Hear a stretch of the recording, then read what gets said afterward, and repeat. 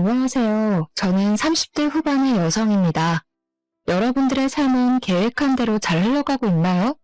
저는 30대 초반까지만 해도 계획한 대로 평탄하게 살아가고 있었습니다. 그러다가 얼마 전 결혼한 뒤 여러 사건을 겪고 나서 이혼을 하게 되었어요. 사실 제 주변에는 이혼한 사람이 없어서 이혼한 사실을 말하기가 부끄럽기도 하고 남들은 잘만 하는 결혼 생활을 저만 못했으니 제가 이상한 사람이 된 것 같은 생각에 자책만 하고 있었습니다. 그러던 중 우연히 이곳을 알게 되었고 여기 사연을 하나하나 들어보니 저와 비슷한 사연을 겪으신 분들도 많고 저보다 더 심한 일도 겪으신 분들도 계시더라고요. 그런 사연을 들으며 위안도 받고 저도 사연 속의 여러분들처럼 아픈 과거에서 벗어나 열심히 살아봐야겠다는 다짐도 하게 되었습니다. 이렇게 제가 누군가의 사연을 듣고 위로와 힘을 얻은 것처럼 청취자 여러분도 저의 사연을 듣고 용기를 얻었으면 하는 마음이 들어 저의 짧은 결혼 이야기를 한번 적어볼까 해요. 오늘 이 늦은 밤에 꼭 친정을 가야 해? 결혼하면 이제 매년 명절 때마다 갈 텐데. 자기야, 신혼여행 다녀와서 좀 쉬고 싶어. 너무 피곤한데 다음에 가자. 아무리 그래도 결혼식 있으면 친정에도 제대로 인사드려야지. 시댁엔 잘만 갔다 왔잖아. 게다가 자기는 한 번도 우리 집에 인사드리러 온 적 없잖아. 결혼식 후 신혼여행까지 마치고 원래는 바로 친정집에 인사를 드리러 가려고 했으나 거리상의 문제로 시댁에 먼저 인사를 드리게 되었습니다. 시댁에서 1박을 한 뒤 친정으로 가려는데 친정이 수도권에서 조금 먼 지방이라 남편이 너무 피곤하고 힘들다고 투덜대기 시작했어요. 사실 남편은 결혼 전에 부모님과 함께 살고 있었어요. 그래서 저는 결혼 전에도 시부모님을 종종 만났었고 예비 시댁에도 몇 번 놀러 갔었지만 남편은 한 번도 우리 부모님 집에 가본 적이 없었습니다.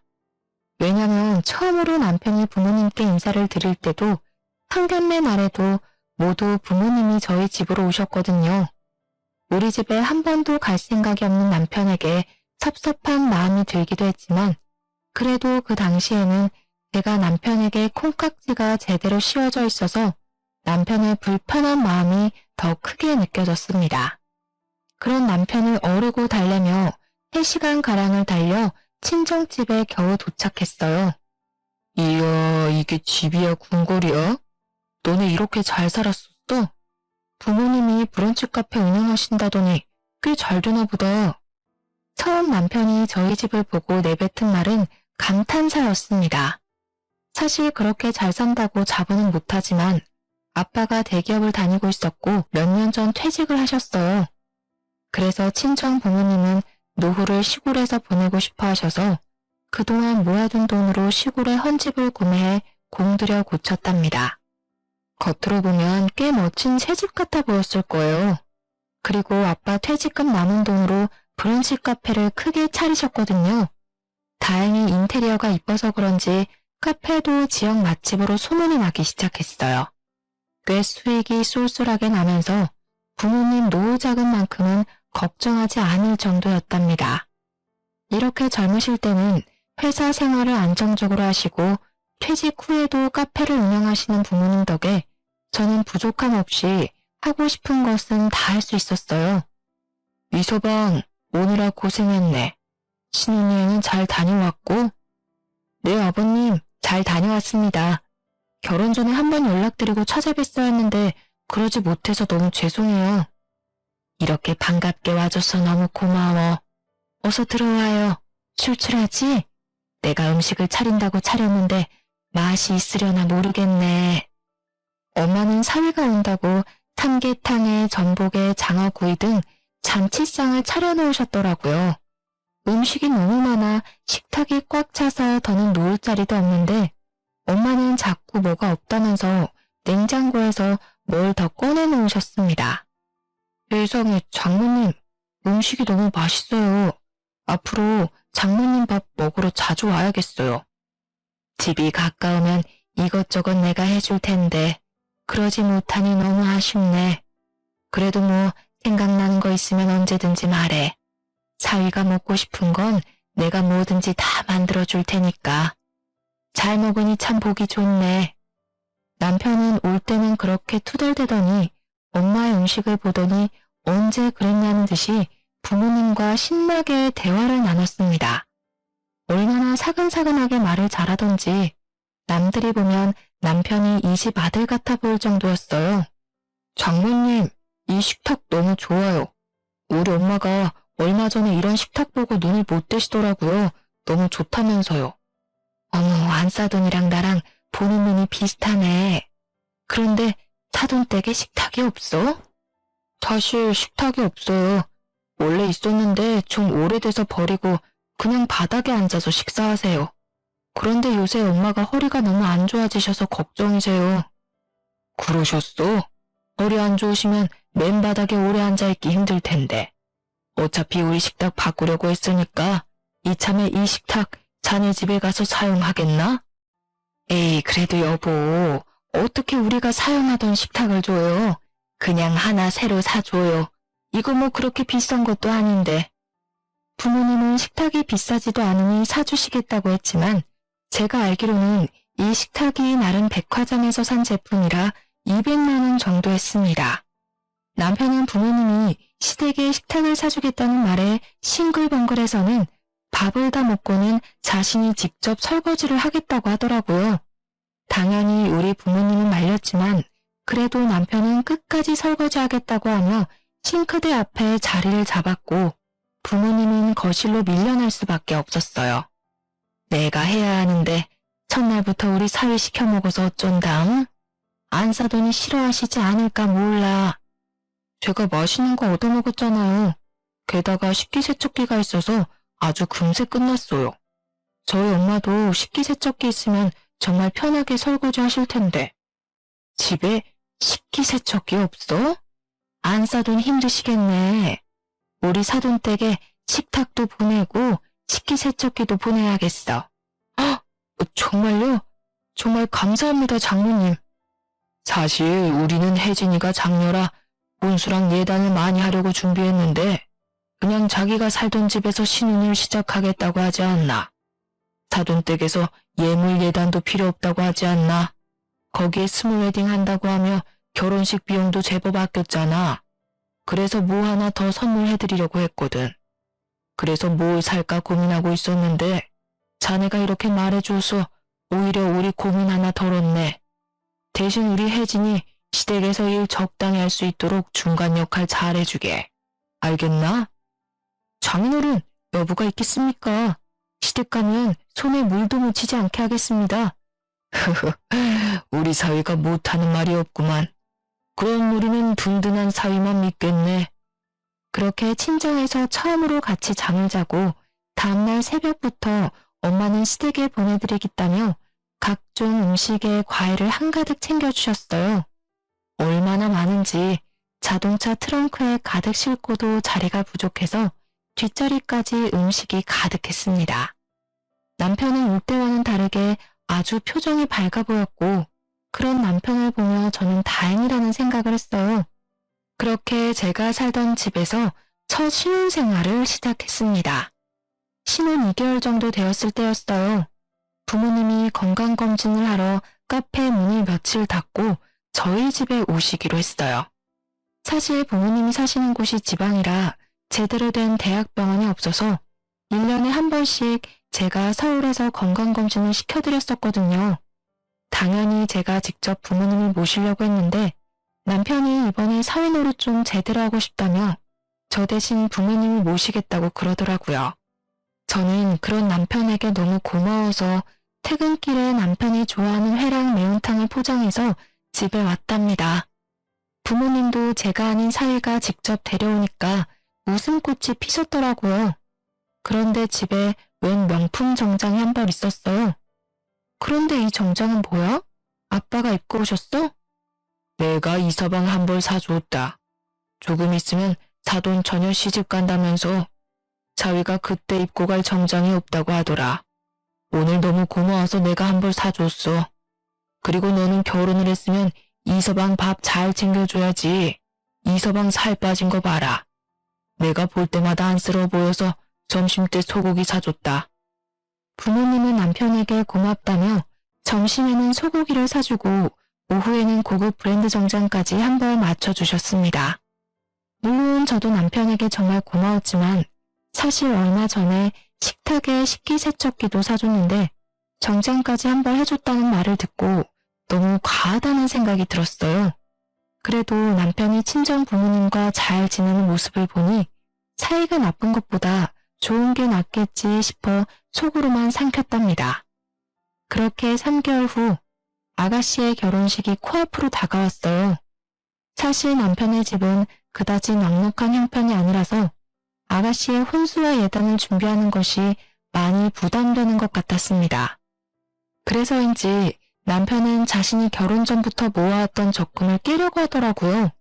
저 역시 모른 척할 수 없어서 결혼식 날 축의금 200만 원을 했어요. 친정 부모님도 아가씨에게 축의금 100만 원을 전달했습니다. 원래는 결혼식에 참석도 하시려고 했는데 그날은 부모님이 일이 있으셔서 어쩔 수 없이 축의금만 제 편으로 보냈어요. 그렇게 결혼식이 무사히 끝나고 다음 날이었습니다. 남편과 제가 집에서 쉬고 있는데 시어머니한테서 전화가 왔습니다. 잘 지내고 있니? 결혼식 와서 고생 많았지? 준이 결혼한다고 축의금 200만 원 준 것은 고맙게 생각한다. 그런데 너네 부모님 말이다. 축의금 100만 원이 뭐니 100만 원이? 심지어 결혼식에 오시지도 않고 말이야. 부모님이 그날은 일이 있으셔서 어쩔 수 없었어요. 그런데 축의금 100만 원이 부족하다는 말씀이세요? 그래, 솔직히 너네 집 잘 살잖아. 그런데 이 액수는 좀 실망스럽구나. 원래 가족끼리는 200만 원씩 줘야 하는 거다. 사돈이 좀 많이 아낀 거 맞지? 요즘 장사가 잘 안 된다니? 그런 건 아니에요. 저희 집안에선 가족끼리 100만 원이면 많은 편이거든요. 다음부터 참고할게요, 어머님. 다음이 어딨니? 우리 딸 결혼하면 우리 집안에 결혼식이 또 어딨다고 그러니? 게다가 내가 결혼한다고 너희 집에 예물이나 예단을 바란 것도 아니었는데 금액을 보니 조금 실망스럽구나. 솔직히 결혼식 때 한 번 본 사돈처녀 결혼식에 100만 원이면 꽤 큰 금액 아닌가요? 저랑 부모님이 합쳐서 300만 원이나 축의금을 냈는데 그 금액이 작다고 대놓고 말씀하시는데 기분이 많이 상하더라고요. 결국 저는 결혼하고 처음으로 시어머니 말에 대들었죠. 어머님, 그래서 예물이나 예단 안 바란다고 하셔서 저희가 어머님 집에 식탁이랑 식기세척기도 따로 보내드렸거든요. 감사하다는 의미로 보내드린 건데 기억 못 하시는 건 아니죠? 어머, 얘 좀 봐. 그건 그거고 이건 이거지. 이제 보니 너가 부모님 닮아서 돈을 아끼나 보다. 결혼 전에도 반반 결혼식이니 뭐니 하더니만. 이럴 줄 알았으면 우리 아들 너희 집안이랑 결혼 안 시켰다. 네? 어머님, 좀 생각하고 말씀하세요. 어머님이 결혼시키고 안 시키고가 중요한 게 아니에요. 솔직히 남편이 집을 해왔나요? 아니잖아요. 남자가 집을 안 해왔는데 그럼 여자가 집도 해오고 홀수도 다 해와야 하나요? 너 따박따박 말대꾸 하는 거 보니까 우리 아들이 아주 잡혀 살겠구나. 너 설마 준호가 집 못 해왔다고 맨날 구박하고 그러니?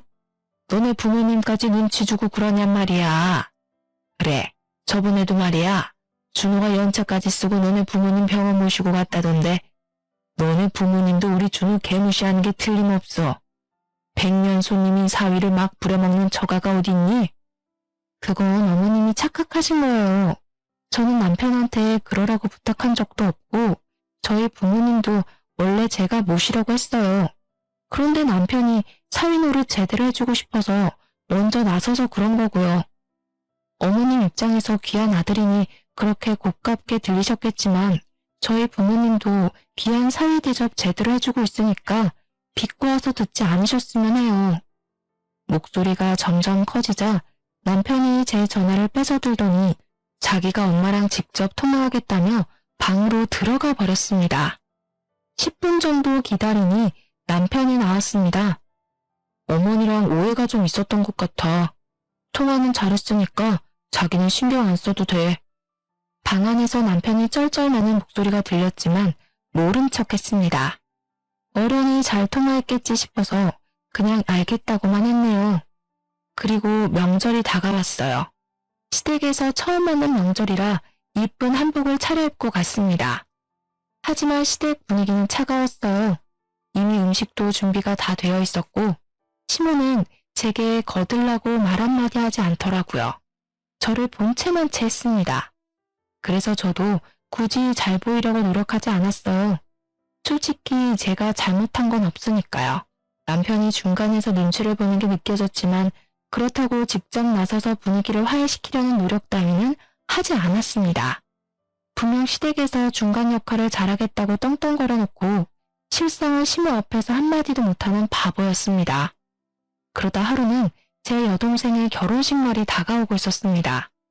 솔직히 축의금으로 치사하게 굴기 싫어서 남편에게도 시부모에게도 얼마 넣냐는 말을 일절하지 않았습니다. 그냥 눈치껏 제대로 넣었겠거니 싶었죠. 저희 부모님한테 100만 원이 작다고 난리치던 시모였는데 그들이 어련히 알아서 넣었을까 싶어 신경 쓰지 않았습니다. 그런데 제가 너무 얕잡아 본 거죠. 신혼여행을 갔다 온 여동생이 면세점에서 사온 선물을 가져다 줄 겸 인사하러 왔었어요. 남편은 그날 야근이 있는 바람에 여동생을 만나지 못했어요. 이런저런 얘기를 하다가 축의금 얘기가 나왔어요. 여동생이 쭈뼛쭈뼛대더니 저희 남편에겐 절대 비밀로 하라며 말해주더군요. 언니, 형부한테 절대 말하진 말고 언니만 알아도? 사실 형부가 축의금으로 5만 원을 넣었더라고. 알고 있었어? 뭐? 5만 원? 다른 사람이랑 헷갈린 거 아니야? 나도 그런 줄 알았는데 언니 시댁도 전부 인당 5만 원씩 넣었더라고. 요즘 식대비가 5만 원이 넘어가서 조금 실망하긴 했는데 뭐 돈 바라고 결혼한 건 아니니까 남편이랑 나랑 신경 안 쓰기로 했어. 아, 내가 괜히 말했나 봐. 언니 신경 쓰지 마. 솔직히 요새 친구 결혼식에도 축의금 10만 원은 내지 않나요? 요즘 식대비가 5만 원이 넘어가잖아요. 돈의 액수보다는 사랑 성의가 더 중요하다지만 그래도 내 남편과 내 시댁이 그랬다는 게 너무 서운하고 자존심이 상했습니다. 게다가 얼마 전 축의금 300만 원으로도 작다고 난리친 그 시댁이 맞나 싶었어요. 여동생의 말을 도저히 믿지 못해서 10시에 야근을 마치고 남편에게 물었습니다. 당신 현지 결혼식 날 축의금 얼마 했어? 설마 5만 원 넣은 건 아니지? 여보, 나 너무 피곤하다. 밤늦게 일하고 온 사람한테 왜 바가지를 긁으실까? 지금 좀 씻고 싶은데 비켜줄래? 피하려고 하지 마. 사실대로 말하면 비켜줄게. 진짜 5만 원 넣은 거 맞아? 아이 참. 그래, 5만 원 넣었다 왜? 처제가 너무 작다고 그러디? 처제도 그렇게 안 봤는데 사람을 돈으로 보나 봐? 정성이 중요한 거지. 결혼식 날 내가 안 간 것도 아니고 직접 가서 축하해줬으면 됐지. 인생은 돈이 전부가 아니야. 미쳤어? 진짜로 5만 원을 넣었다고? 그럼 어머님도 아버님도 다 5만 원 넣었다는 게 진짜란 거네? 와, 당신 그거 내로남불이야, 알아? 저번에 우리 부모님이 축의금 100만 원 넣고 어머님한테 욕먹은 거 다 알면서도 그런 짓을 해? 당신은 친정이 만만하니? 뭘 만만하다고 그러냐? 너네 집은 잘 살고 우리 집은 돈도 없어서 아직 빌라 사는데 잘 사는 집안이 베푸는 게 맞지. 어차피 처제도 시집 잘 가서 유명한 호텔에서 결혼식 하더만.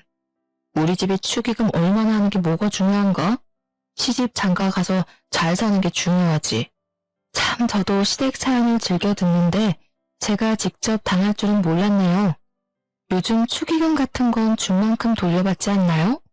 남편의 당당함에 할 말을 잃을 정도였어요. 친정과 시댁의 경제적 차이를 이유로 축의금도 딱 식대비만큼만 냈다는 게 여러분들은 이해가 가시나요? 친정 부모님 앞에선 뭐 없다, 뭐 필요하다 잘만 이야기하던 남편이 제게 돈이 중요한 게 아니라고 마음이 중요한 거라면서 가르치듯 이야기하는데 코를 한 대 쥐어받고 싶더라니까요. 결혼한 지 이제 1년이 넘어가는데 벌써부터 결혼에 대해 회의감이 들기 시작했습니다. 어쨌든 남편이 5만 원 낸 게 맞다고 인정했으니 시부모님도 그 정도 냈을 것 같아서 시댁에 전화해서 따지지는 않았어요. 남편보다 더하면 더했지 덜하진 않을 거라 생각했거든요. 그렇게 시어머니 생신이 다가왔습니다. 며느리가 되면 시어머니 생신이 부담스러운 건 사실이잖아요. 왠지 제대로 대접해드려야 될 것 같고 대충 하면 욕먹을 것 같아서 긴장을 많이 했답니다. 그런데 남편이 이런 말을 꺼내더라고요. 우리 엄마는 미역국 별로 안 좋아해. 여보가 그렇게 긴장할 필요 없어. 집에서 요리하고 치우면 그게 더 일이잖아. 엄마도 집에서 먹는 것보다 외식하는 걸 더 좋아하실걸? 그래도 며느리 드리고 첫 생신인데 아무것도 안 하면 또 뭐라 하실 것 같은데 괜찮을까? 내 말대로 해. 내가 엄마랑 같이 산 지가 몇 년인데 내가 매년 엄마 생신 때 미역국 해주려고 해도 엄마는 외식 한번 해주는 게 더 낫다고 그러셨어. 여보도 괜히 힘들게 집에서 요리하지 말고 그냥 소고기 사드리게 음식점만 미리 예약하자. 남편의 말을 듣고 유명한 소고기집을 예약했답니다. 그렇게 생일 당일 남편과 저는 시부모님을 모시고 음식점으로 향했어요. 그런데 예상치 못한 말을 듣고 말았습니다. 원래 생일날에는 며느리가 만든 미역국 한번 맛봐야 하는데 바쁜 며느님 덕에 나는 미역국도 못 얻어먹는구나. 아, 어머님, 준호 씨가 분명 어머님 미역국 좋아하시지 않는다고 하고 차라리 외식하는 게 낫다고 해서 음식점으로 예약했는데 소고기는 마음에 안 드세요? 넌 왜 이렇게 눈치가 없니? 며느리가 만들어준 요리를 싫어하는 시어미가 어딨다고. 아들이 그렇게 말해도 시어미 생일에 며느리는 요리로 거하게 대접해야지. 아유, 내가 말을 말아야지. 그렇게 식사를 마치고 후식을 먹고 있었는데요. 시모의 말 한마디에 뜻밖의 사실을 알게 되었습니다. 참, 그리고 저번에 너네 여동생 결혼식 말이다. 내가 준우 통해서 축의금 100만 원만 했는데 어쩜 감사 전화 한 통이 없니? 네? 그게 무슨... 설마 저번에 내가 너네 부모님이 100만 원 축의금 준 것이 작다고 해서 지금 삐져서 그러는 거야? 솔직히 너네 집은 100만 원이 쉬운 돈이겠지만 우리 집에서 100만 원이면 정말 큰 돈이다. 그리고 액수를 떠나서 어른이 이렇게 생각해서 축의금 내고 했으면 당연히 감사 인사 정도는 해야 기본 예의 아니니. 저는 시어머니의 말을 듣고 혼란에 빠져 있었습니다. 그 순간 시모 입을 막으려는 남편이 보이더군요. 여동생이 저한테 거짓말을 했을 리는 없고 중간에 남편이 돈을 가로챈 게 분명해 보였어요. 어머님, 뭔가 오해가 있는 것 같아요. 여동생이 축의금 받은 거 정산해봤는데 저희 시댁에선 인당 5만 원씩 냈다고 하더라고요. 그런데 100만 원을 보내셨다고요? 어머, 얘 좀 봐. 우리 집을 거지로 하니? 사돈 처녀 축의금을 5만 원 주는 사람이 어디 있어? 요새 축의금 최소가 10만 원인데 얘가 날 뭐로 보고? 그게 엄마, 내 말 좀 들어봐. 얘가 왜 이렇게 들러붙어? 넌 내가 준 100만 원 어쨌길래 받은 사람은 5만 원밖에 못 받았다니? 설마 너가 중간에 가로챈 거야? 저와 시모가 동시에 남편을 째려보자 남편이 시모 귀에다 속닥속닥 뭐라고 말을 하더군요. 그런데 저는 귀가 좋아서 톡톡히 다 들었어요. 엄마, 사실은 그 안마 의자 있잖아. 그거 그 돈이야. 그거 아직 와이프한테 말 안 했단 말이야. 엄마는 그걸 왜 지금 말해서 사람 곤란하게 만들어. 뭐? 안마 의자요? 어머님, 제 남편이 안마 의자를 사드렸어요. 아, 뭘 그렇게 따져대. 그냥 그러려니 하고 좀 살아. 어떻게 그렇게 살아? 어머니가 100만 원이나 주셨는데 너가 그걸 가로챘다는 게 말이 되는 소리야? 그리고 그 돈으로 안마 의자를 샀다고? 안마 의자 최소 200만 원이 넘어가. 네가 무슨 돈이 있어서 그 비싼 걸 샀냐고. 아들아, 네가 직접 말해봐라. 분명 네가 용돈 모아서 샀다고 그랬잖니. 근데 그 돈이 우리가 준 사돈 처녀 축의금이라고? 며느리 말이 맞니? 대화가 예상치 못한 분위기로 흐르자 눈치를 보던 시모가 헛기침을 하더니 시부를 데리고 시댁에 빠른 걸음으로 가더라고요. 집에 가자마자 남편한테 하나하나 물었어요. 그래, 사실 우리 엄마가 처제 결혼한다고 100만 원 주셨어. 그런데 조금 있으면 엄마 생신인데 이모, 고모, 삼촌, 엄마 친구들 다 있는 안마의자 우리 엄마만 없더라. 그래서 처제한테는 나중에 집들이 할 때 좋은 선물 주고 지금은 일단 그 축의금에 내 용돈 조금 보태서 엄마 안마의자 먼저 사드린 거야. 이게 그렇게 잘못된 거야? 우리 엄마한테 돈 100만 원 못 받아서 그렇게 아쉬워? 너네 집 잘 살잖아. 겨우 100만 원 가지고 뭐 그리 난리야. 벼룩에 간을 빼먹어도 유분수지. 솔직히 지금 남편이 미안하다고 싹싹 빌어도 부족할 판국에 오히려 큰 소리니 저는 그저 어이가 없었습니다. 시어머니께 안마의자를 사드리고 싶었다면 자기가 용돈을 모아서 하든지 아니면 부부인 저에게 말을 하고 같이 의논해서 사야 하는 것 아닌가요? 남편은 그래놓고 뭘 잘했다고 이렇게 당당한지 저는 당최 이해가 가지 않았습니다. 결국 남편과 저는 대판 싸우고 저는 큰 방에서 남편은 거실에서 잠을 잤어요. 밤새 남편의 독단적인 행동이 너무 괘씸해서 잠이 안 오더라고요. 말로만 듣던 내로남불 남편이 이런 건가 싶기도 했어요. 도통 제 말이 통하질 않더라고요.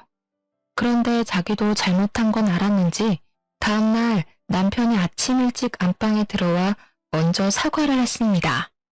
결국 다시는 독단적으로 돈을 쓰지 않겠다는 남편의 약속까지 받고 겨우 풀렸죠. 하지만 사람은 고쳐 쓰는 게 아니라고 했던가요? 연말이 되어서 또 한 번 남편은 저를 배신했습니다. 공교롭게도 연말 휴가가 겹쳐서 남편과 저에게 일주일이란 귀한 휴일이 생겼는데요. 결혼한 지 2년도 다 되어 가는데 여행 한번 제대로 못 간 것 같다는 남편의 말에 여행을 계획하고 있었죠. 마음 같아선 동남아 한번 가보고 싶었는데 남편이 너무 피곤하다며 제주도를 고집하더라고요. 제주도를 일주일씩이나 가서 볼 게 있나 싶었는데 남편의 말에 설득당하고 말았습니다. 제주도에 펜션 잡아서 일주일 놀자. 휴식을 즐기는 거지. 어때? 생각만 해도 기대되지? 요즘 나이 먹어서 그런가 힘들게 돌아다니는 여행은 휴식이 아니라 일처럼 느껴진다니까. 여보도 잘 생각해봐. 휴일을 휴일답게 즐겨야지. 스트레스도 풀리는 거야. 사실 저는 내키지 않았지만 남편이 너무 바라니 어쩔 수 없이 제주도 여행을 계획했습니다. 저보다는 남편이 더 기대하는 여행이었어요. 그래서 비행기 티켓부터 묵을 숙소까지 남편에게 알아서 예약해달라고 부탁했는데요. 여행 당일에 캐리어를 끌고 나가려는데 남편이 마침 시댁에 일이 생겼다며 저보고 먼저 택시 타고 공항에 가 있으라는 거예요. 여보, 엄마가 갑자기 배가 찢어질 듯이 아파서 응급실에 가야 될 것 같다네? 비행기 타기까지 4시간 남았는데 그 전까지 꼭 도착할 테니까 먼저 가 있어봐. 내가 공항 도착하면 전화할게. 어쩔 수 없이 저 혼자 택시를 타고 공항으로 갔는데 비행기 시간 1시간 전까지 남편이 오지 않았어요. 저는 비행기를 놓칠까 걱정돼서 남편에게 전화하려던 차, 저 멀리서 남편이 보였습니다. 그런데 혼자가 아니었어요. 다들 예상하셨죠? 네, 시부모님까지 주렁주렁 달고 온 남편이었습니다. 분명 배 아파 응급실 간다던 시모는 두 발로 여행용 가방까지 끌고 다니더라고요. 본능적으로 또 남편이 뒤통수를 쳤다는 걸 알았답니다. 황당해하는 제 얼굴에다 대고 남편이 뭐라고 하는지 아세요? 내가 제주도 간다니까 부모님이 신혼여행 이후로 한 번도 못 가봤다고 하시더라고. 생각해보니까 부모님 결혼기념일도 얼마 안 남고 해서 내가 같이 가려고. 그래도 되지? 대아가 우리를 이렇게까지 생각해주고 너무 고맙구나. 네 덕에 몇십 년 만에 제주도 여행을 다시 가보는구나. 알고 보니 남편은 시부모와 같이 가자고 하면 제가 싫다고 할까봐 저 몰래 가족들의 비행기 티켓이며 숙박업소까지 다 예약을 해놨더라고요. 남편의 모든 꿍꿍이를 알아버린 저는 화가 머리끝까지 났지만 시부모님이 너무 고맙다는 표정으로 저를 바라보고 있었고 공항에 사람들도 많이 있어서 큰 소리로 화를 낼 수가 없었습니다. 그렇게 도착한 제주도는 한상의 섬이 아닌 한장의 섬이었어요. 시모는 뭐가 그리 불평불만이 많은지 기껏 평이 좋은 음식점을 찾아갔건만 음식이 정말 맛없다고 툴툴대는데 직원들 보기가 다 민망했습니다. 또한 원래 저의 계획은 느지막하게 일어나 카페에서 간단히 브런치를 먹으려고 했으나 시간에 맞춰서 무조건 한식을 드셔야 하는 시부모님 덕에 아침 6시부터 강제로 기상을 해야만 했어요. 몇 날 며칠을 기대하며 계획을 세웠는데 모든 것이 다 틀어지자 저는 기분이 상해 여행 내내 표정이 어두웠고 그런 모습을 가만히 지켜보던 시모는 여행 마지막 날에 제게 한 소리를 하셨습니다. 너한테 이런 소리까지는 하지 않으려고 했는데 우리랑 여행 와서 그렇게 싫니? 공항에서부터 표정이 썩어서는 아무리 그래도 너 그런 식으로 행동하면 못 써. 너 회사에서도 그러니? 회사에서 그러면 너네 부모도 욕먹이는 일이다. 당장 표정 안 풀어? 시어머니는 오히려 아주 당당하게 저의 표정을 지적했고 저는 여기서 더 말을 하면 큰 싸움만 될 것 같아 그냥 입을 닫아버렸습니다. 분명 휴양을 즐기러 제주도를 갔지만 오히려 제주도에서 스트레스만 잔뜩 쌓이고 말았죠. 게다가 더 어이없었던 것이 뭔지 아세요? 여행이 마치고 나서 부부의 생활비 통장을 정리했는데 제 생각보다 금액이 많이 비어있더라고요. 저는 이상해서 남편에게 물어봤습니다. 우리 제주도 갔잖아. 비행기 티켓, 숙소 추가로 더 예약한 거 우리 통장에서 빼서 썼지. 당연히 같이 가는데 우리 통장에서 써야 하는 것 아니야? 어? 야, 보자 하니까 당신 진짜 미친 거야? 내가 언제 시부모님이랑 같이 가고 싶다고 했어. 네가 거짓말 친 거잖아. 너가 제주도 가고 싶다고 고집 피운 것도 다 너네 부모님 데려가려고 그런 거지, 미친놈아. 뭐? 그래도 좋은 게 좋은 거지. 너도 우리 엄마 아빠랑 추억 하나 쌓이고 좋은 거지. 죽으면 다 소용없어. 살아계실 때 잘해야지. 효도를 할 거면 네 돈으로 해. 왜 나를 끌어들여? 넌 친정에선 받아먹기만 하고 시부모한테는 쓰기만 하냐? 그럼 나도 친정에 효도해야 돼, 알아? 그리고 네가 맘대로 데리고 온 여행인데 네 개인 용돈에서 해결해야지. 그걸 왜 함께 쓰는 생활비 통장에서 끌어다 썼냐고. 너 진짜 양심이 없니? 저번에 분명 독단적으로 행동 안 하기로 했잖아. 약속한 지 1년이 지나니 2년이 지났니? 고작 4개월 만에 이런 짓을 또 벌인다고? 입이 있으면 말을 해봐. 뭘 또 그렇게 예민하게 받아들이냐. 결론적으로 효도하고 그러면 너한테도 좋은 거야. 생각해봐. 네가 시댁에 잘해야 이쁨 받고 고부 갈등 이런 것도 다 없어지는 거야. 내가 알아서 판을 짜주면 너도 눈치껏 행동하면 될 것이지. 고작 생활비 통장 썼다고 이렇게 욕먹을 일이야? 치사해서 이제 안 쓴다. 당신, 아직도 당신이 장가 안 간 철없는 아들 같아. 효도를 할 거면 결혼 전에 했어야지. 결혼했으면 우리 가정을 위해 돈을 써야 되는 거야. 내 말 알아들어? 결혼 전엔 하지도 않은 효도를 왜 장가 가서 뒤늦게 하려고 하냔 말이야, 내 말은. 도무지 너랑은 못 살겠다. 난 분명히 너한테 경고했어. 이렇게 네 맘대로 할 거면 그냥 너 다시 너네 부모님 모시고 살아. 나도 우리 부모님 모시고 효도하고 살 거니까. 뭐? 지금 이깟 일로 이혼하자는 거야? 말을 왜 이렇게 함부로 해? 여행 재밌게 잘 갔다 와서 왜 그래? 이건 싸울 일이 아니라고. 그래, 내가 너한테 말 안 하고 거짓말 친 건 미안해. 그래도 좋게 생각하면 너한테도 분명 좋은 거라니까. 시댁에 점수 따는 게 그렇게 쉬운 일인 줄 아냐? 뭐? 점수를 따라고? 아, 이제야 알겠다. 왜 말이 안 통했는지. 넌 부모님한테 효도하고 싶어서 나랑 결혼한 거구나. 왜? 점수 따면 그 다음에는 어쩔 건데? 그냥 나랑 이혼하고 너 혼자 효도하면 되겠네. 그 잘난 시부모님 비위 맞춰주면서 혼자 효도하라고. 자기 가족만 생각하는 모습에 질려버린 저는 결국 남편에게 이혼하자고 말하고 방으로 들어왔습니다. 그 뒤로 저와 남편은 계속 각방 생활을 했어요. 그렇게 한 달 정도 지났으려나요? 새벽 1시가 넘어가도록 남편이 오지 않았습니다. 마음속에 이혼을 품고 있어서 그런가 전혀 걱정 따윈 되지 않았습니다. 다음 날이 되어도 오지 않길래 그냥 무시하고 출근을 했죠. 점심시간쯤 시모에게서 연락이 왔는데요. 글쎄 남편이 술에 잔뜩 취해서 시댁 앞에서 자고 있는 걸 집 안으로 들여서 재웠으니 걱정 말라는 거 아닙니까? 그냥 알겠다고 대충 대꾸하고 끊으려고 했는데 시모가 뜻밖의 말을 꺼냈습니다. 사실 준우가 권고사직을 당했다는구나. 너한테도 말을 못할 정도로 애가 충격이 큰가 봐. 네가 잘 추슬려줬으면 하는구나. 그래도 너가 돈을 벌고 있으니까 얼마나 다행이니? 너무 아들한테 스트레스는 주지 말았으면 하는구나. 그리고 너네 결혼한 지 2년이 넘어갔는데 왜 아이 소식이 없니? 아이는 부부 사이의 축복이란다. 기르다 보면 부부 금슬도 더 좋아지고 애 키우는 재미로 살다 보면 10년 훌쩍이다. 그러니 안 되더라도 좀 더 노력했으면 하는구나. 이혼을 하겠다는 말이 목 끝까지 차올랐지만 차마 말하진 못했어요. 들어보니 남편은 회사가 어려워져 단체로 권고사직을 당했다고 하더군요. 그런 백수 아들이 걱정되었던 시모는 2년 동안 꺼내지 않던 임신 얘기를 꺼내더라고요. 참 기가 차더라고요. 그 순간 시모 말을 듣고 정신을 바짝 차리게 되었어요.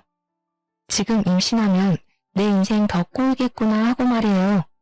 애 때문에 이혼 못한다는 말이 있듯이 저도 아이가 있었다면 감히 이혼 생각은 못했을지도 모르죠. 그런데 아직 다행인지 자연 임신은 되지 않았어요. 오히려 이혼할 수 있는 마지막 기회라고 여겨지더라고요. 그래서 생각만 하고 있던 이혼을 실행하기 위해 합의 이혼서를 출력해 화장대에 숨겨놓았습니다. 어려울 때 사람 버리는 거 아니라는 말이 있어서 양심에는 좀 찔렸지만 그래도 어쩌겠습니까? 시작부터 글러먹은 인간이었는걸요. 오히려 제가 너무 늦게 깨달아서 지나간 시간들이 너무 아까웠답니다. 마음속에 정말로 이혼수를 품고서 남편을 대하기 시작했어요. 집에 들어온 남편이 평소보다 더 눈치를 보며 잘하려고 노력하더라고요. 아침마다 아침밥을 차려주고 집안 청소도 완벽하게 해놓고요. 제가 퇴근할 때마다 주인 기다리는 강아지 마냥 저를 기다리고 있었습니다. 그러니 얼었던 마음이 살짝 녹기 시작하더라고요. 막상 심하게 시집살이를 당하고 산 것도 아니고 남편이 바람을 핀 것도 아닌데 이런 걸로 이혼이 될까 싶은 생각이 들었습니다. 참 어리석게도 합리화를 하기 시작했어요. 그때부턴 하루아침에 일자리를 잃은 남편이 불쌍해 보이더군요. 그러던 찰나 친정에서도 큰일이 생기고 말았는데요. 부모님이 운영하시던 브런치 카페 매출이 뚝 떨어져서 망해버린 거였죠. 부모님 말로는 주변에 대형 카페들이 연이어 생기면서 매출이 낮아지더니 최근에 온라인 리뷰가 좋지 않게 달리는 바람에 더 이상 운영이 힘들다고 하더라고요. 결국 부모님은 카페를 싼값에 이전해버렸고 시골에 공들여 지으셨던 집도 팔아버렸습니다. 집까지 팔았다는 말에 제가 깜짝 놀라 이유를 물었어요. 우리 딸 놀라지 말고 들어. 사실 엄마가 서울에 좀 살아야 될 것 같아서 그래. 응? 갑자기 서울에 왜? 혹시 건강에 문제 생긴 거예요? 저번에 대학병원에서 검진받은 거 있지? 그런데 거기서 자궁암이 의심된다고 그래서 추가 검사를 더 받아보라고 그러길래 검사를 좀 했더니 치료가 필요한 단계라고 그러네. 매번 시골에서 왔다 갔다 하기 힘들 것 같아서 서울에 집을 따로 구하기로 너네 아빠랑 결정했단다. 엄마는 우리 현아랑도 더 많은 시간 함께 보낼 수 있어서 좋다고 그랬어. 자궁암? 엄마 많이 심각해요? 설마 뒤늦게 발견해서 치료가 급한 거래? 딸, 걱정하지 마. 그 정도로 심각한 건 아니야. 사실 치료만 받으면 충분히 완치될 수 있다고 의사쌤이 그러셨어. 요즘 의료기술이 뛰어나서 약만 잘 먹고 경과보면 될 것 같다고 그러셨어. 안 되면 제거 수술하면 되니까 너무 걱정하지 말고. 저는 덤덤하게 말씀하시는 엄마의 모습을 보니 마음이 너무 아팠습니다.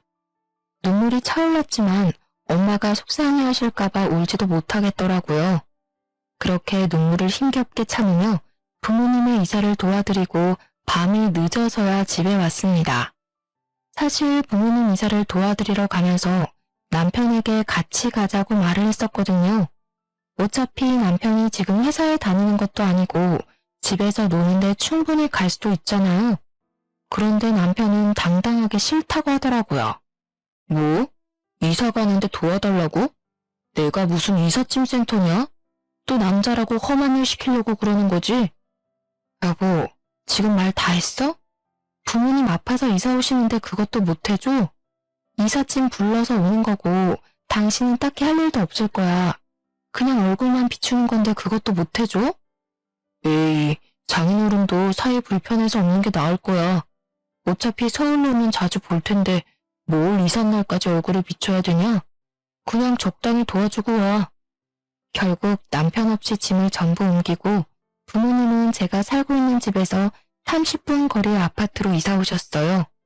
밤늦게 집에 도착하니 남편이 혼자 TV를 보며 맥주를 마시고 있었어요. 어디로 이사하셨어? 설마 우리 집 근처야? 그럼 매일 너 친정 가겠다고 난리치는 거 아닌가 몰라. 나는 사위라서 친정이 불편해. 너가 중간 역할 잘해줬으면 좋겠다. 친정 가고 싶으면 혼자 가고. 어? 말을 왜 그딴 식으로 하냐? 됐어, 너 필요 없어. 너 친정에 절대 오지 마. 화가 치밀어 오른 저는 남편이 마시던 맥주를 그대로 남편 얼굴에 쏟아부었어요. 네가 진작에 개차반인 줄은 알았지만 이 정도일 줄은 꿈에도 몰랐다. 우리 진짜 갈라서자. 내일 술 깨고 손이 발이 되도록 빌어도 나는 기필코 이놈이랑 이혼할 테니까 그런 줄 알아. 남편은 마시던 맥주를 얼굴에 맞고 화가 나 어쩔 줄을 몰라 했고 저는 그런 남편이 너무 꼴보기가 싫어 발 닦던 걸레로 얼굴을 덮어버렸어요. 그리고는 간단한 짐을 챙겨 친정 부모님 집으로 가버렸답니다. 처음으로 부모님께 이혼에 대해 말씀드렸어요. 새벽까지 제가 당한 남편의 내로남불 사건들에 대해 낱낱이 말했네요. 그런데 아빠의 표정이 심상치 않았습니다. 아빠가 화를 잘 내지 않는 성격인데 남편 얘기를 할 때면 주먹을 꽉 쥐시더라고요. 그놈이 중간 역할을 제대로 하지도 못하고 심지어 회사에서 잘렸는데도 저가의 얼굴 한번 비추러 오지 않는다 이 말이구나. 내일 당장 그놈 오라고 연락해라. 아빠, 걔는 친정 불편하다고 이삿날에도 안 왔다니까? 근데 내 연락받고 오겠어? 안 오면 고소한다고 연락해라. 그럼 오겠지. 그리고 너 합의 이혼 따위는 생각도 하지 말고 무조건 소송할 테니까 그렇게 하라. 아빠 친구 변호사한테 다 연락해놨다. 넌 아빠 말대로만 하면 돼. 저는 아빠의 말에 의문이 들었습니다.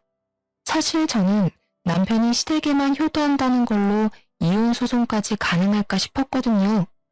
그런데 확신에 찬 아빠의 표정을 보고 뭔가 큰일이 생기겠다 싶었네요. 아빠가 한 번 화나면 정말 무섭거든요. 그래서 남편에게 꼭 친정에 오라고, 안 오면 이혼은 물론이고 고소당할 줄 알라고 문자 보내놓으니까 다음날 아침 대바람부터 친정에 와 있더라고요. 아버님, 저 현아랑 이혼하기 싫습니다.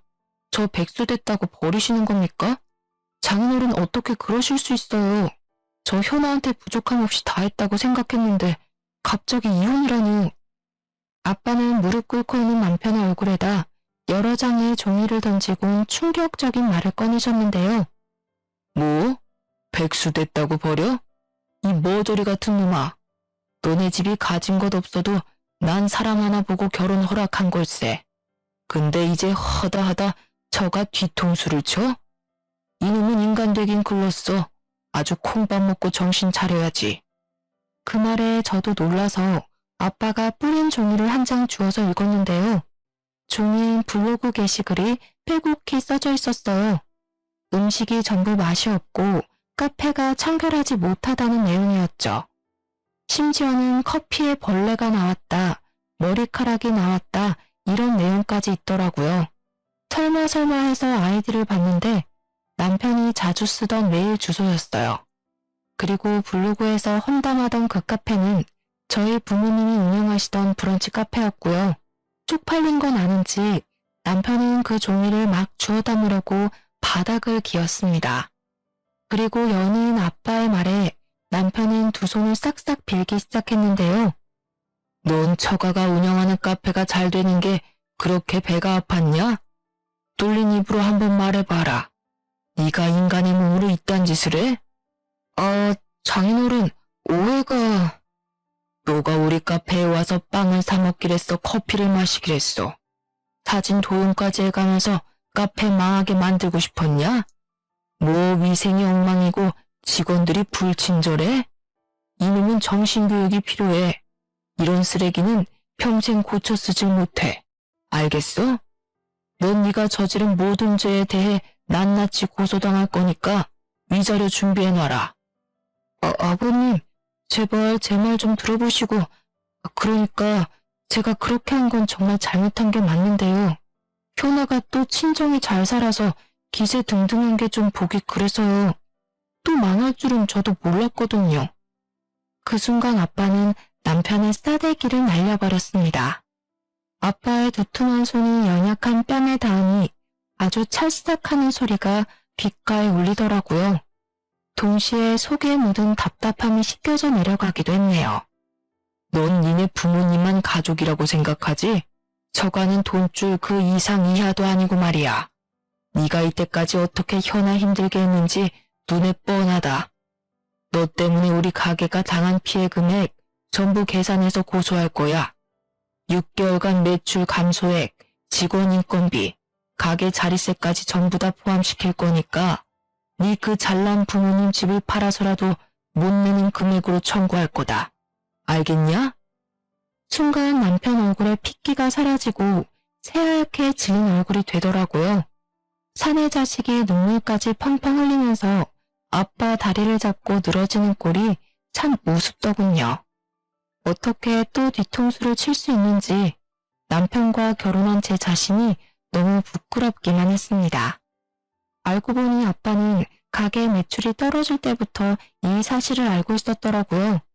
차곡차곡 증거를 수집했고 그 블로그의 주인이 제 남편이란 걸 알게 되었을 때 하필 엄마가 자궁암 소견 때문에 대학병원 치료를 받아야 해서 가게를 접기로 결정한 거였습니다.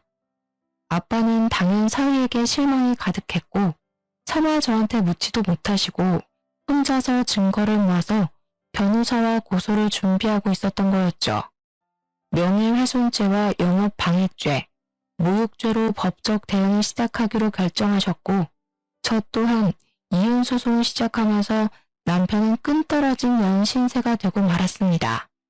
이혼 소송으로 남편에게 받을 수 있는 위자료는 몇 푼 되지 않더라고요. 대신 돈이 전부 떨어진 남편은 맞고소는 물론이고 변호사 선임 비용조차 없었기 때문에 시댁에서 진짜 집을 팔아서 손해배상을 해야 될 처지에 놓였죠. 그런데 갑자기 시댁에 사준 식탁과 식기세척기가 생각이 나더라고요. 그것도 핸드폰이 아닌데 그걸 그대로 둘 수는 없잖아요? 그래서 주말에 용달차를 불러 시댁에 무작정 들어가서 식기세척기와 식탁을 다시 가져왔습니다. 야, 사람이 줬다 뺏는 게 어딨어? 지금 시어미한테 뭐 하는 짓이야? 아줌마가 내 시모야? 나 당신 아들이랑 이혼했어. 이혼했으니 우리 집 물건은 다시 내가 가져가야지. 안 그래? 이년이 진짜 오늘 너 죽고 나 죽어보자. 전 시모는 제 머리채를 잡으려고 난리를 쳤습니다. 그 순간 뒤에 숨어있던 여동생이 나타나 핸드폰으로 그 장면을 전부 찍어버렸죠. 나 때리기만 해. 이거 다 녹화해서 당신 폭행죄로 고소해버릴 거야. 아들은 허위사실 유포에 영업방해죄. 그 엄마는 폭행죄로 고소 걸리면 아주 볼만하겠네. 그치? 제 말에 전 시모는 헛기침을 하며 방으로 들어가 버렸고 그 사이 저희 부모님이 사준 모든 물건을 다 빼내왔습니다. 그게 시댁과 전 남편과의 마지막이 되었네요. 나머지는 아빠 친구 변호사님이 알아서 처리해 주시기로 해서 마음 편히 기다렸네요. 저희 엄마는 다행히도 진행 상태가 심각하지 않았던 터라 제거 수술을 받고 회복 중에 계십니다.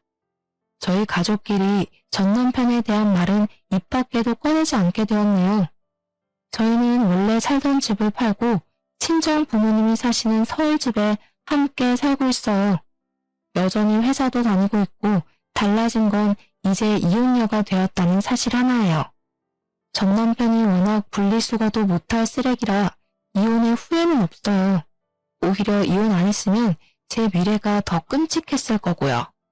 그래서 제 과거는 오늘 사연으로 훌훌 털어버리고 앞으로 펼쳐질 제 인생에 집중하기로 했답니다. 지금까지 다사다난했던 저의 이야기 들어주셔서 감사합니다. 모두 행복하세요.